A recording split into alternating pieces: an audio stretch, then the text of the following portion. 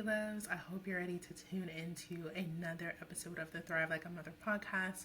We have a very special guest on with us for today's episode.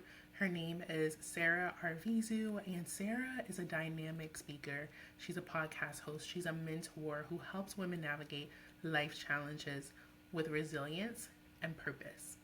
Sarah is a single mother and also a breast cancer warrior. In this episode, she's going to openly share her journey as she does through all of her platforms, really just turning adversity into a source of connection and inspiration. And through Sarah's podcast, Creating Sunshine, she provides encouragement and actionable insights for any overwhelmed mothers, showing them exactly how to find the joy, build resilience, and redefine success no matter their circumstances. So I'm really excited for y'all to listen in and just absorb all that Sarah has to give. She is just a phenomenal woman, and I can't wait for y'all to listen in.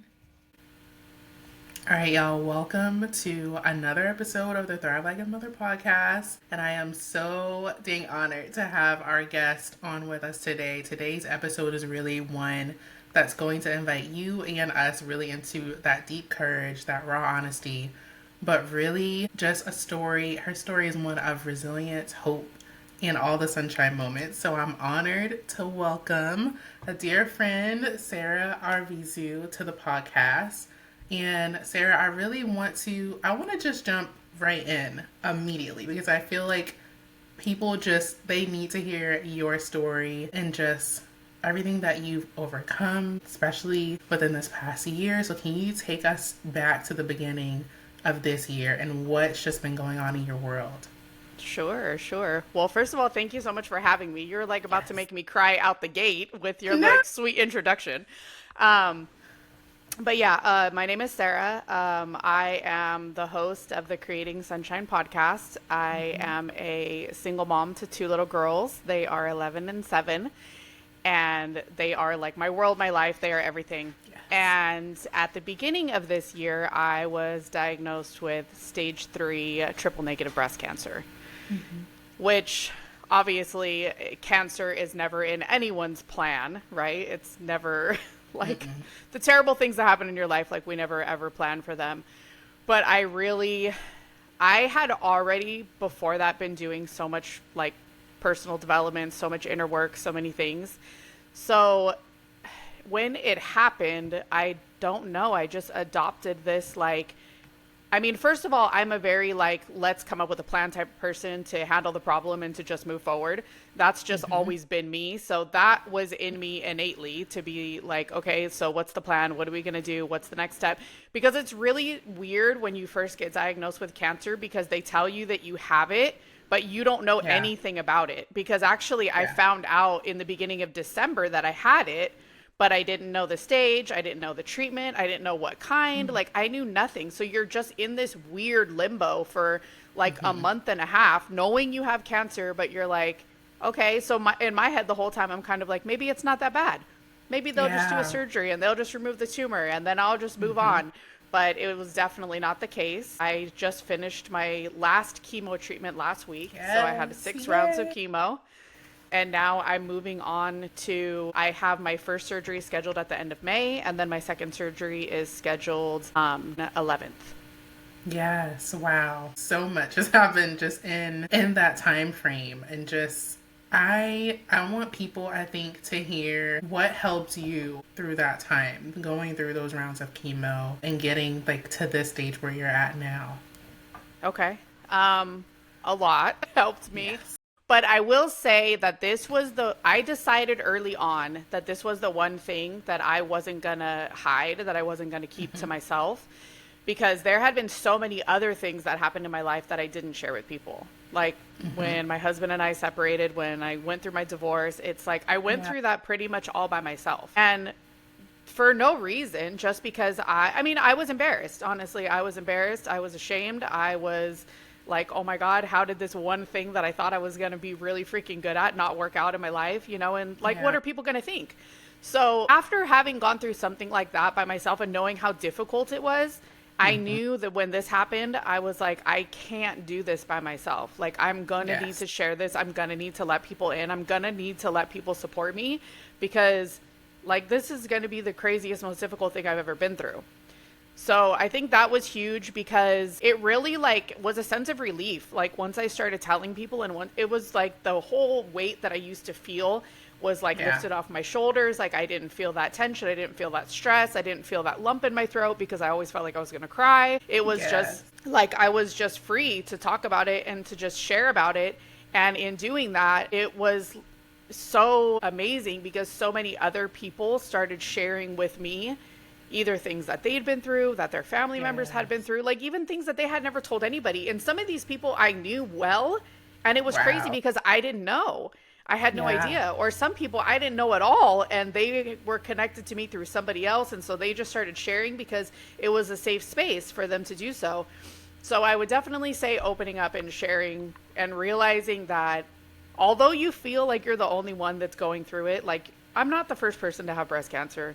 You know, I'm not the first person to go through this, and you don't have to like bear that burden of feeling like you are. You can let other people in, like, it's okay.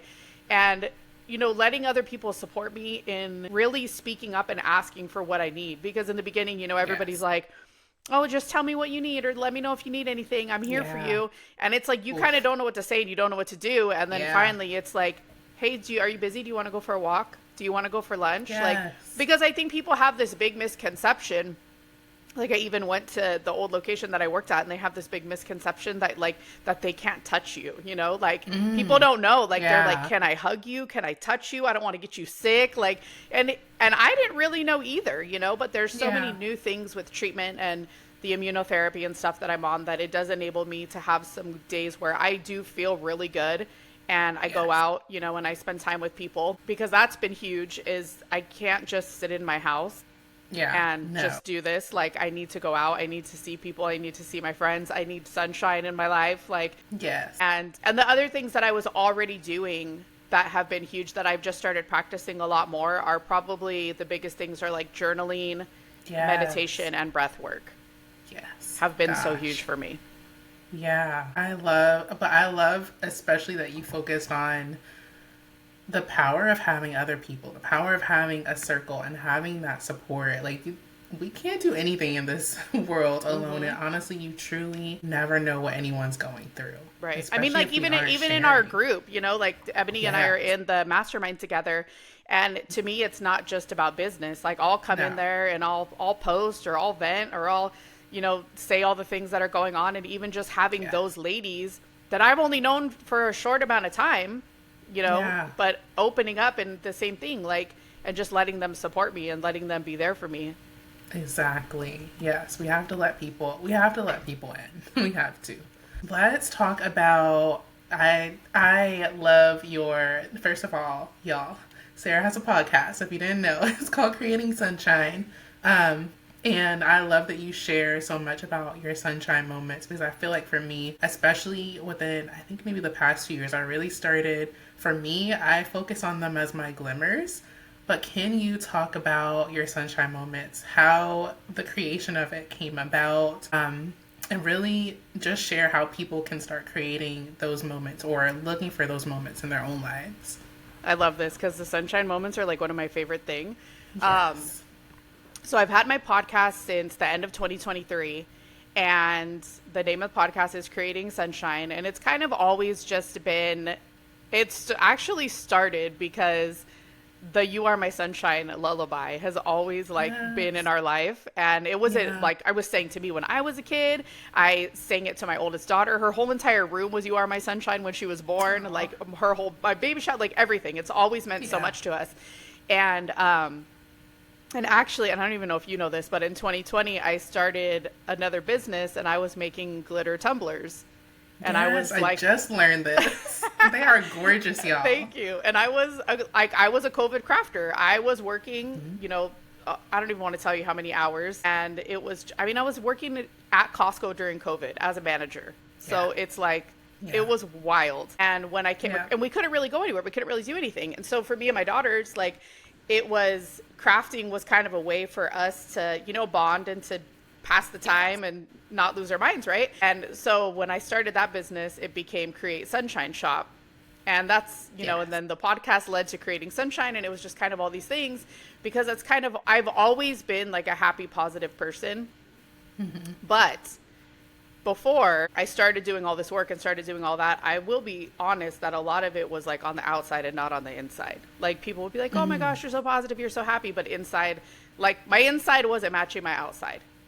And that's like a couple years back when I really decided, like, I don't feel like you should go through life feeling this way. I feel like you should be able to be genuinely happy. And, you know, so what can I do to change that? So really the sunshine moment started because I wanted to start to look at the things that I was grateful for and the things that I was thankful for.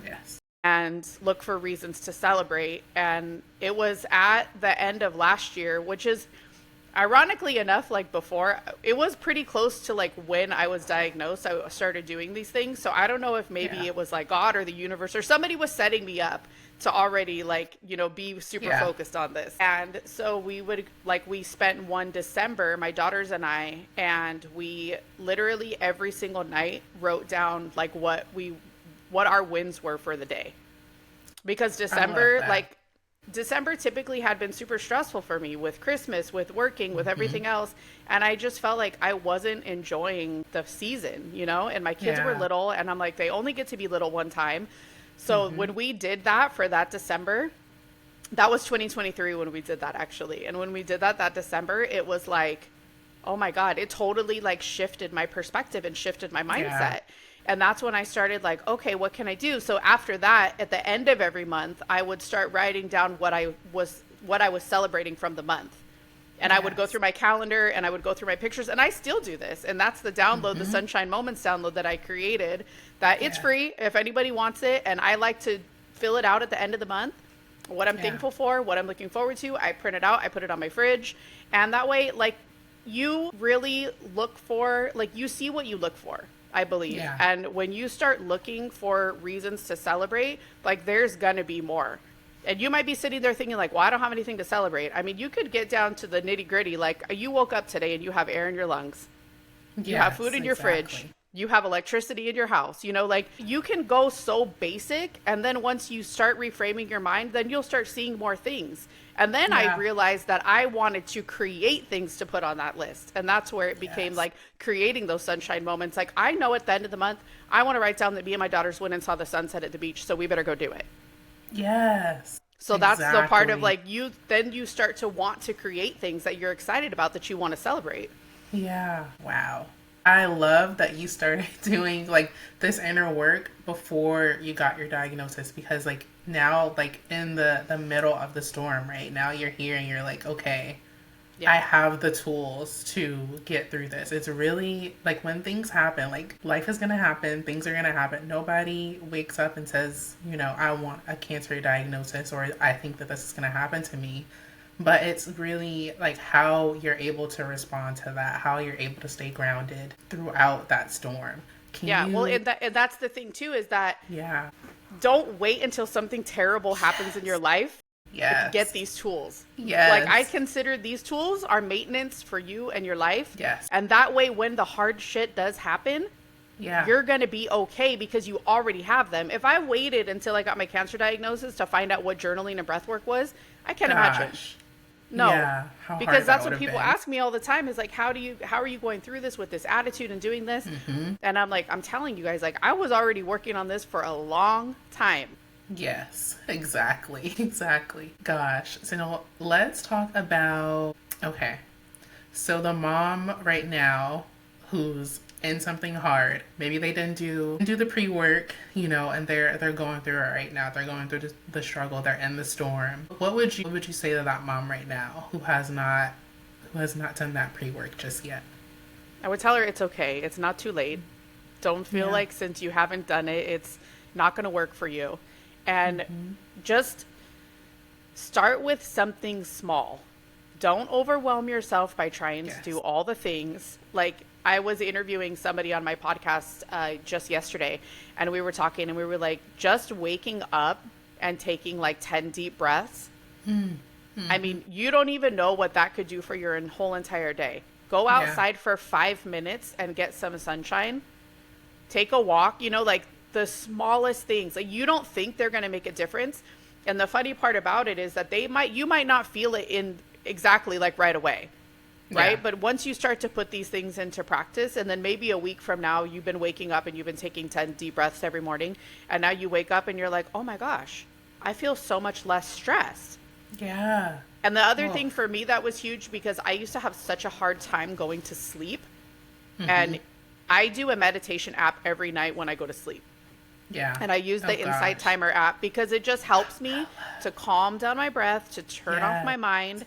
I also drink magnesium because that was huge in helping me relax. But my magnesium and my Insight Timer app, because I think the sleep part is so important. And you don't realize, like, when I was not sleeping and I was working these early morning shifts, and I didn't realize how tired I really was until I started getting sleep. And that is seriously going to transform, like, your whole freaking life. Yeah, that's true. That's me right now. That's me right now. As soon as you said Insight Timer, I was like, I use Insight Timer. Why am I not? I have been in the struggle bus with sleep, just having a harder time actually falling to sleep. So I'm going to put that into practice. You need to put your Insight Timer into practice. Yes. And the other thing that I do is I'm off of social media, and I've been doing this for, I don't know, maybe 2 months now. But from 8 p.m. to 8 a.m., I'm not on social media. Yes. So I turn my phone off. Yes. And because that way you're not doom scrolling in bed. And I just set my meditation. So sometimes if I'm still awake, because I'll put the girls to bed, sometimes if I'm still awake, like, I'll read or something like that, which makes me, like, instantly tired. But yeah, those are a few things that I would tell. Like, just start small. Just do a little bit. Yeah. Just one thing. And then they add up pretty quickly. You don't even know. Right. Because like for me, then you'll start to learn what works for you. And now when something's happening, I'm like, okay, I know if I go journal right now, that this is going to make me feel better. And you know, maybe journaling's not for everybody, but you can try, pick and choose and play around with the different things. And then that way, maybe you can find something that works for you, and that's your go-to in your stressed out moments. Exactly. All right. So I want to close with this. What has this season that you've been in, what has it taught you about love, about presence, about motherhood? Just what are some things that it has taught you during this season? Oh my goodness. So much. Yes. So much. I mean, obviously when something like this happens, like, it puts everything in a different perspective. But I think I was just talking to my dad about this yesterday because he was over here and we were just starting our garden. So he was helping me with my garden so that we could, I could plant my food because he doesn't have a yard anymore. So he's like, well, I might as well come play in your yard because him and my mom are in an apartment now. So we went over to Home Depot. We bought our plants. We started planting. But I think the thing of it is I spent so much time before, like, saying I would get to things or saying I would do things, and especially like with my daughters, and they would ask me and I would be like, oh, we'll see, or oh, maybe. And now it's like, why not just say yes? Why not just do what you said you were going to do? Because I used to spend so much time thinking about the things that I said I was going to do and taking up so much brain power, realizing that a lot of these things probably only took 15 to 30 minutes and I could have just like knocked them off the list.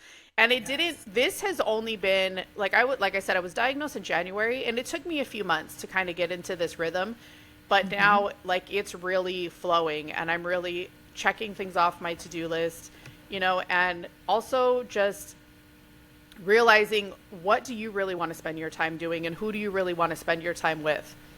Because you don't have to say yes to everything. You don't have to say yes to everyone, but also, especially, as moms, as women, as adults, like, everybody's busy. And it's also like, I'm allowing people to support me, but it's also my responsibility to reach out and to ask people, if they want to do something, if they want to get together, because they don't know what I'm doing or how I'm feeling. And you can't sit there and be like, well, they said they would support me, and then now they're not here. It's like, well, did you think that the phone works both ways, that you should reach out to them and ask them? So I really have just been so much more intentional with like what my daughters and I are doing, with actually like upholding my word, especially with them, of what I said I was going to do and setting that example. And even though this is obviously also the craziest thing that's ever happened to them, I feel like our relationship has gotten so much stronger during these past few months, because we're really, we're not focused on all the stuff that doesn't matter anymore. Yeah. Yeah, you really have to be intentional with your time and your peace, and then just the people that Yeah. you love. Like, you have to. Yeah. Gosh, well, thank you, Sarah, first of all, for your vulnerability. Can't even talk. Vulnerability, strength. You're welcome. I want you to share, of course, where my listeners can listen in and follow along on your journey. Get those downloads too. I'm going to make sure I put those in the show notes. Okay. You guys can hang out mostly on Instagram. You guys can find me at Sarah_Arvizu. And obviously you can listen to the Creating Sunshine podcast. And I also have an email list that you guys are the first ones to get notified about any new things I'm doing, any new episodes. And that's where you can also get the Sunshine Moments download if you're interested. And you guys can start, celebrating yourselves and creating your own sunshine moments. Yes, awesome. Thank you again for joining me. And I want to end with a reminder to the audience of everything that Sarah has said throughout this episode. Basically, y'all, hard things, they don't have to be the final say in the way you live your life. Our response, our choice, and the way that we heal, and our sunshine moments, y'all, they truly matter. More than we realize, they add up. So think about those. Get connected with Sarah so that you can continue to just cultivate more sunshine in your life. Thank you.